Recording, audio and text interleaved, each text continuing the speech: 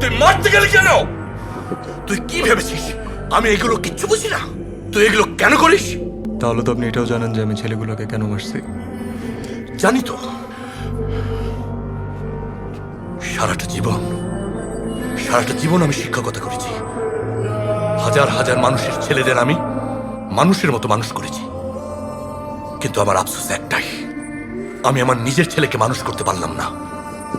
সারা জীবন তুমি একটা অমানুষ থেকে গেলে। না, আমাকে মানুষ করা থেকে আপনাকে ঠেকাইলো কে? মানে হোয়াট ডু ইউ মিন? দাঁড়াও বলছি। জনি, আমার দিকে তাকাও। তাকাও আমার দিকে। আমি তোমার জন্য কিচ্ছু করিনি আমি তোমার জন্য। আজকে সবকিছু ক্লিয়ার করে যেতে হবে। কি ক্লিয়ার করবো আব্বু? আমি কি ক্লিয়ার করব? আপনি জানতেন না আমি ক্রিকেট খেলতে পছন্দ করতাম? ক্লাবে ভর্তি হয়েছিলাম, আপনি আমাকে ক্লাব থেকে ছুটাই দিচ্ছেন।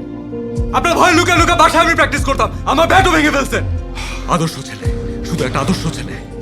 আপনার স্বপ্ন পূরণ করতে গিয়ে আব্বু আমি আমার নিজের স্বপ্নগুলোকে মেরে ফেলছি। Have you ever realize that? কি বললে তুমি? আমি তোমার কোনো স্বপ্ন পূরণ করিনি। তুমি ছেলে হিসেবে আমার স্বপ্ন পূরণের জন্য কি করেছো তুমি?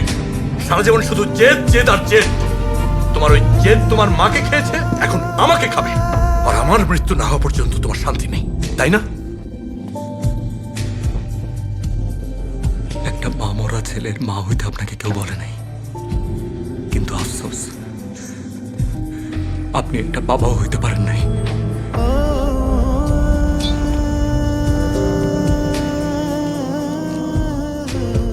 জনি,